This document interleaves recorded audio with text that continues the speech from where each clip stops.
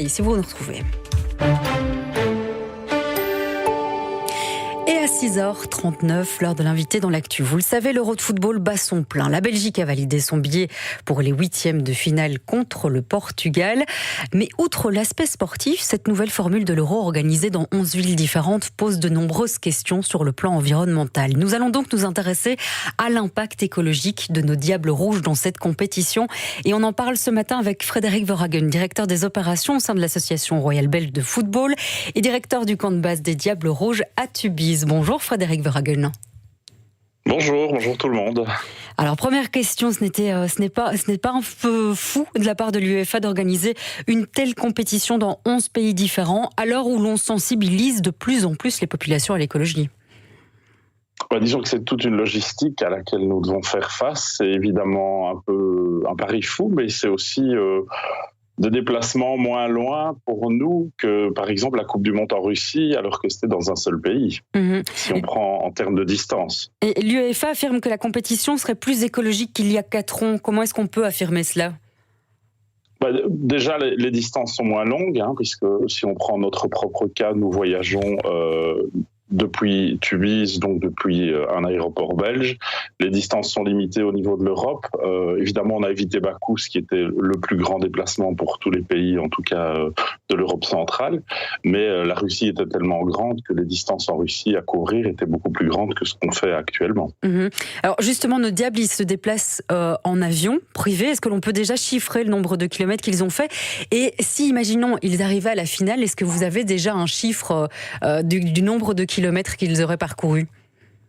Alors, on n'a pas encore chiffré le nombre de kilomètres, mais ce qui est évident, c'est que c'est pas très facile de limiter l'empreinte carbone parce que on doit voyager pour jouer tous les matchs, mais dans l'absolu, c'est une règle qui s'applique en permanence.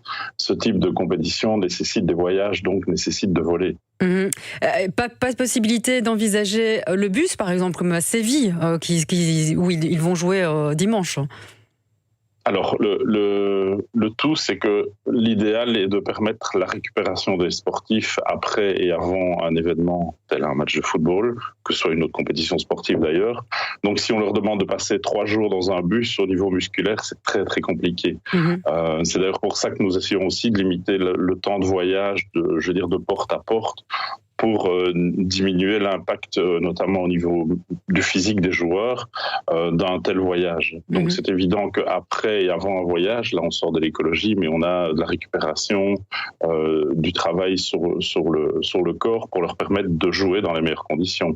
Idéalement, une compétition devrait se passer dans une seule ville avec toutes les équipes et ne plus bouger d'un environnement lié à une ville. Oui, que ce soit pour l'écologie ou pour les corps des sportifs, évidemment. Alors là, on vient de noter le côté du transport avec les avions.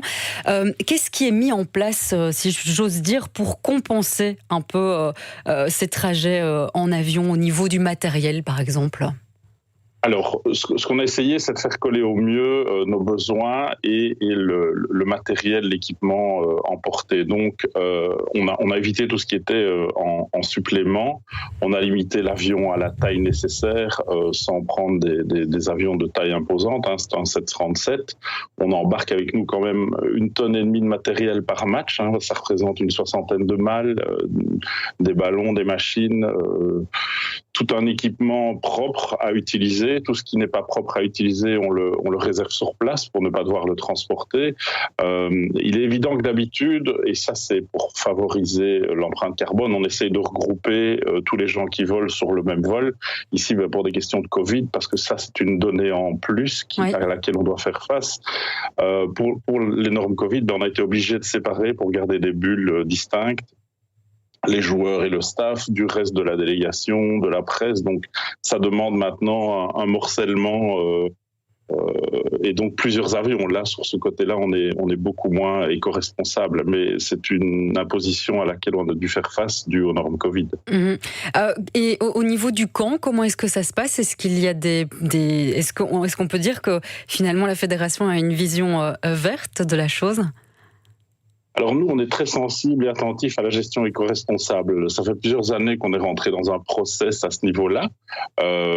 Donc le camp de base à Tubize est assez vert, en dehors du look évidemment, puisque nos terrains, ça fait déjà plus de 4 ans qu'ils sont 100% bio, donc sans produits phyto, sans aucun produit chimique. On travaille que avec des produits naturels, des compostis que nous faisons nous-mêmes, des pulvérisations propres, du personnel qui est chargé de nettoyer le site, et au lieu de pulvériser les produits chimiques. Donc ça, c'est vraiment important.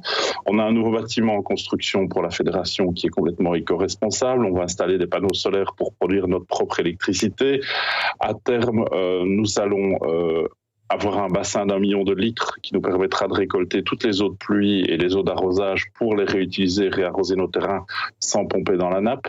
Mais alors, on a déjà commencé en amont, comme je vous le dis, on a des ruches, on produit notre propre miel, ce sont nos gardiens de l'éco-responsabilité. On évite l'utilisation des bouteilles en plastique, que ce soit dans les bureaux, on est passé au verre et on a de la vaisselle. Également pour les joueurs, on utilise des bouteilles qu'on recycle et qu'on lave et qu'on réutilise. L'utilisation du PMC est limitée à sa plus simple expression quand on n'a pas le choix. Et encore, on utilise au maximum du jetable mais recyclable. Même dans le village de Presse actuellement, ce sont des bouteilles en verre et on n'utilise que du verre, sauf certains gobelets qu'on n'a pas le choix d'utiliser. Et à ce moment-là, ils sont jetables mais recyclables. Est-ce que nos joueurs sont conscientisés par rapport à toutes ces questions, vous qui les côtoyez ? Alors, ils sont conscientisés, on leur explique ce qu'on fait sur 2 niveaux. D'abord, ils voient ce qu'on fait avec les gains des tournois et avec le budget de la Fédé. Donc, je pense que c'est quand même assez remarquable de leur montrer qu'avec ça, on développe des projets éco-responsables, mais qui sont aussi d'abord et avant tout des outils de travail de haute gamme. Donc, on arrive à combiner les deux, on en est assez heureux. Et je peux vous dire que pour être eux tous les jours sur les terrains, ils sont vraiment sensibles au fait que les terrains sont complètement bio et propres et qu'ils ne doivent pas jouer sur des terrains avec des produits chimiques parce que c'est vraiment leur outil de travail sur lequel ils sont tous les jours. Mmh. Donc oui, ils sont sensibilisés, c'est pas un sujet très marketing, mais ils sont sensibilisés et on leur explique ce qu'on fait. Mmh. On le voit ici avec l'euro, hein, il y a beaucoup de questions qui se posent avec ces 11 pays différents, ces 11 villes. Est-ce que vous pensez que la Coupe du Monde au Qatar en 2022, est-ce qu'on peut imaginer que le côté écologique sera un peu plus pris en compte ? Alors, on se pose des questions. On est attentif à ça et je ne peux pas vous dire aujourd'hui parce qu'on n'est pas évidemment plongé là-dedans. On entend comme tout le monde beaucoup de choses, mais je dois vous avouer que là, les premiers contacts avec nos collègues qataris sont en cours. Ils vont être plus fréquents après cet euro, évidemment. Et nous, on sera attentifs à ce qui va être fait. Mais maintenant, vous savez, quand vous participez à ce type de compétition, vous êtes aussi mis devant un fonctionnement auquel vous devez adhérer pour pouvoir être performant. Mais est-ce que justement, c'est pas le moment de se leader ensemble pour pouvoir faire avancer les choses finalement? En tout cas, on y sera attentif. Nous, on va en tout cas être attentifs à tous les points et on va au mieux de ce qui nous sera donné importer nos objectifs d'éco-responsabilité dans ce projet auquel on sera heureux de participer, même si on est conscient que ça risque sur certains points d'être compliqué. Maintenant, on ne les connaît pas encore tous, donc c'est un peu compliqué de vous donner un avis si on ne connaît pas tous les paramètres. Mmh. Merci beaucoup Frédéric Verhagen. Et petite dernière question, pronostic pour dimanche? Tant qu'on gagne, on est heureux et on fera tout pour gagner comme nos adversaires. Comme ça reste sportif, on sera heureux de tout faire pour gagner. Allez, belle réponse. Merci Frédéric Verhagen d'avoir été avec nous ce matin. Je rappelle que vous êtes le directeur des opérations au sein de l'Association Royale Belge de Football et directeur du camp de base des Diables Rouges à Tubize. Caroline Gillet, un accident avec plusieurs camions à nous signaler. Exactement, Sophie, c'est sur le 42 Namur-Mons à hauteur d'Épigny. Les voies centrales et droites sont neutralisées. On a des files depuis Fleurus. Déjà, vous perdez une vingtaine de minutes en direction de Mons.